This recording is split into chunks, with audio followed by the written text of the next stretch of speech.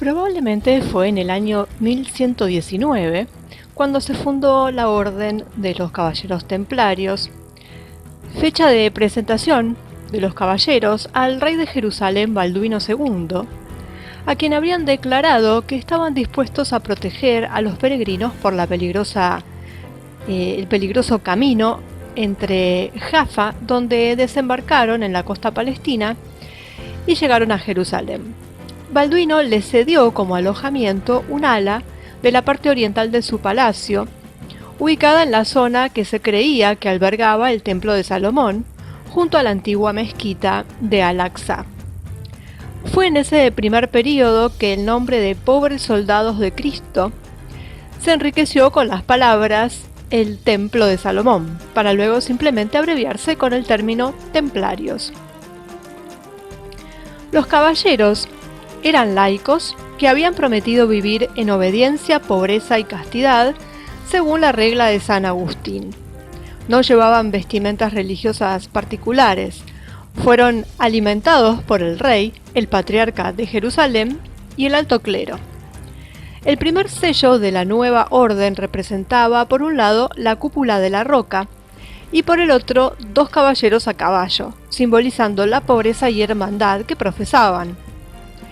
En este período los templarios encontraron grandes dificultades tanto desde el punto de vista militar, porque eran pocos, así como económicos, y parece que estaban a punto de abandonar su tarea.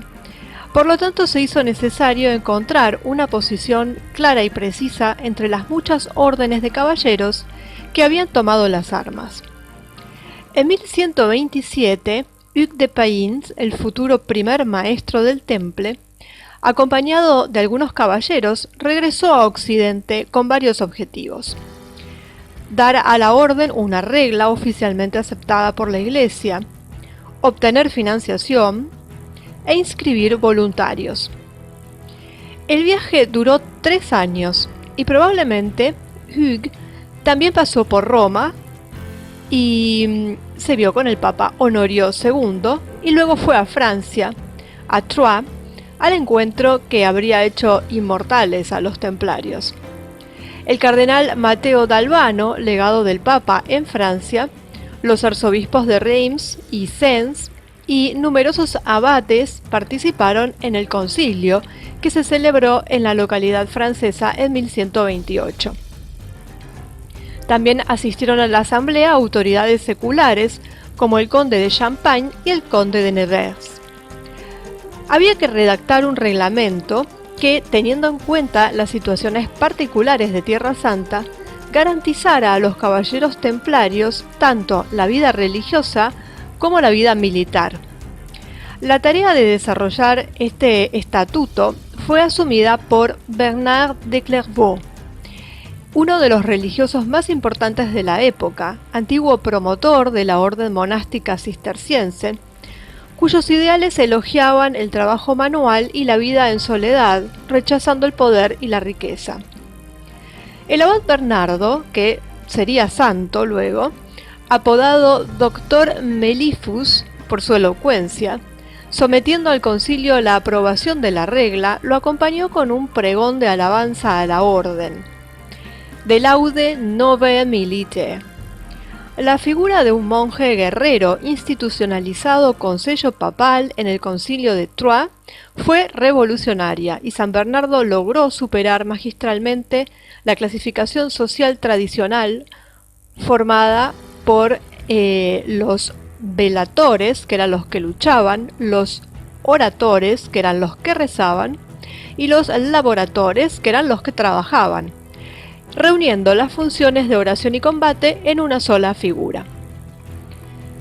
Desde la promulgación de la regla y hasta la supresión de la orden en 1312, gracias a los escritos de San Bernardo y las ingentes donaciones recibidas, los templarios se convirtieron en la organización más popular y poderosa de la época.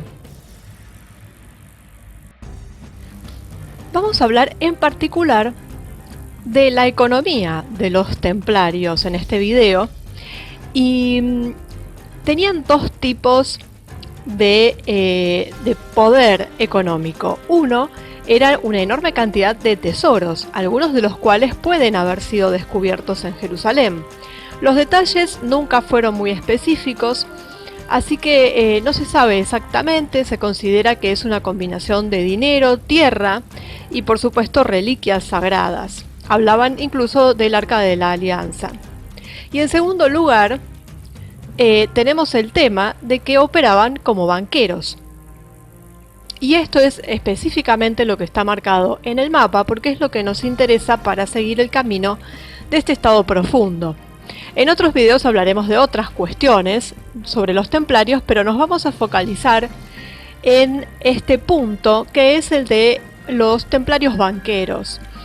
Ellos recibían depósitos de peregrinos, caballeros y nobles, que luego podían retirar su dinero en cualquier casa templaria desde Londres hasta Jerusalén. Esto significaba que los ricos no tenían que arrastrar su botín detrás de ellos con el riesgo de robo en el camino a su destino. Entonces, a medida que surgieron los templarios, que fueron tomando preponderancia, habrían sabido, habrían conocido cómo operaban los prestamistas, muchos de ellos en las comunidades judías. A los judíos se les prohibía a menudo otras profesiones y a los cristianos no se les permitía cobrar intereses. Entonces esto alentó a los judíos a ingresar al espacio del préstamo de dinero, lo que los hizo bastante impopulares en algunas ocasiones. No eran las únicas personas que manejaban grandes cantidades de oro y lingotes. La iglesia, los posaderos y los orfebres también habrían almacenado una gran cantidad de dinero, sobre todo en metal. Cuando Eduardo I de Inglaterra tomó depósitos privados en 1294, así que vemos cuán antiguo es el tema de quedarse con los depósitos, primero derribó a los monasterios.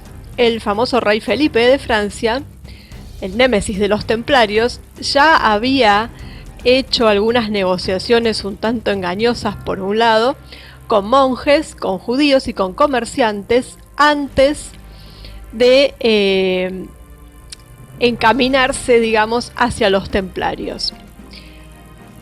En cuanto a otras actividades financieras medievales contemporáneas a los templarios, también hubo prestamistas medievales.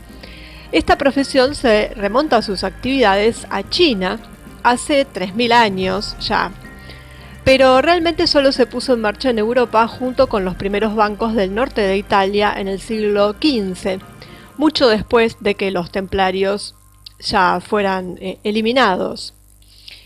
Eliminados es un decir, ¿no? Bueno, hubo ocasiones en las que los templarios se parecían mucho a prestamistas. Por ejemplo, para financiar sus guerras contra sus propios varones en Inglaterra, Enrique III obtuvo grandes préstamos de los templarios y depositó las joyas de la corona con ellos como garantía. La orden también negoció un acuerdo de bienes raíces para Enrique III que lo ayudó a comprar la isla de Oleron, pagando al vendedor a plazo durante 5 años. Los templarios, muy temprano en su historia, se encontraron manejando una gran cantidad de legados, donaciones y diezmos de sus miembros, pero rápidamente se transformaron en custodios de la riqueza de otras personas. Y esto fue porque en ese momento estaban sucediendo las cruzadas. Una empresa militar masiva requería una gran canalización de recursos desde Europa Occidental hacia el Medio Oriente. Y por supuesto los templarios se dieron cuenta de que su red de preceptorios, es decir, de estados desde Inglaterra hasta el Levante, les daba la infraestructura para lograr esto. Cuando se recaudaron enormes impuestos en Inglaterra o Francia para financiar las cruzadas, la red templaria podría usarse para transmitir ese dinero a donde se necesitara. Esto puso a los caballeros en una gran posición en la cruzada. No solo podrían ofrecer a un rey cristiano ayuda militar adicional en la forma de sus caballeros, sino que también podrían ofrecer una línea de crédito a un rey o a un príncipe. Y el dinero, como ya sabemos, es igual a poder. La idea de emitir un equivalente medieval de cheques, es decir, papeles que se podían llevar de un lugar a otro y utilizar para retirar dinero en efectivo cuando fuera necesario, puede haber venido de ferias comerciales medievales. Los cambistas solían tener puestos en las grandes ferias de Europa. Los clientes podían ir de una feria a otra cobrando cheques en lugar de llevar consigo grandes cantidades de monedas. Hay que tener en cuenta que los primeros templarios se originaron en la región francesa de Champagne, famosa por sus grandes ferias en la ciudad de Troyes, un lugar de gran importancia para la orden. Y tal vez recogieron algunas ideas sobre cómo ejecutar una operación financiera global justamente en ese lugar. Y antes mencionamos el norte de Italia como el lugar donde los bancos modernos comenzarían a funcionar en el siglo XV, dominados sobre todo por familias como los Medici. Pero incluso en la Génova del siglo XII podemos ver los primeros signos de la banca de depósito. Entonces podría ser que los templarios italianos aportaron cierta perspicacia financiera de Génova o de Venecia a la orden. Y no nos olvidemos que esto está relacionado con la nobleza negra. Así que va tomando forma este estado profundo ya. Bueno, cómo los templarios evitaron transacciones fraudulentas es un misterio. Ha dado lugar a charlas sobre los códigos secretos utilizados para garantizar que los cheques sean genuinos. Incluso se han mostrado en algunas páginas, en algunos libros, estos códigos. Entonces, bueno, o no eran tan secretos o algo pasó. Pero se habla mucho de estos códigos, pero la verdad es que no se sabe exactamente si funcionaba así. El problema para los templarios fue que su misión subyacente, la razón de su existencia, se desmoronó a finales del siglo XIII. La mayor parte de Tierra Santa se perdió. En esa etapa estaban involucrados en todo tipo de actividad financiera que guardaba poca relación con la actividad de la cruzada. Se podría argumentar que demostraron previsión, por ejemplo, utilizando las habilidades que habían desarrollado internamente para ayudar al rey de Francia a administrar sus libros de manera más efectiva. Quizás los administradores de fondos modernos aplaudirían a los templarios como entidad corporativa por diversificarse lejos de una empresa en quiebra. Pero bueno, no era así como funcionaba la mente medieval. Perder todos sus castillos en el Levante y no proteger los reinos cristianos de Jerusalén, Antioquía y Trípoli significó que Dios ya no favorecía a estos valientes guerreros y se empezó a correr como un chisme. Los monjes empezaron a escribir unas diatribas venenosas. De a poco su reputación se fue viendo destrozada y ya sin su propósito principal, los templarios no pudieron sobrevivir, sin importar cuán talentosos fueran como banqueros. Pero la realidad es que este poder dado por el dinero estaba por cambiar de manos y además, justamente como se habían transformado en una orden muy poderosa desde ese punto de vista, también era peligrosa, porque empezaba a tener poder sobre reyes y empezaba a manejar la política, la milicia, empezaba a manejar todo. Incluso le hacía sombra al propio Papa, al Vaticano. Entonces, bueno, así vimos en este video cómo ellos lograron este poder y cómo empieza a generarse esto de los bancos. Ya lo habíamos empezado a ver un poquito en otros videos con el tema de los radanitas y que después se fusionaron con los cázaros o jázaros, y que a su vez después se distribuyeron por Europa y se dedicaron a la banca.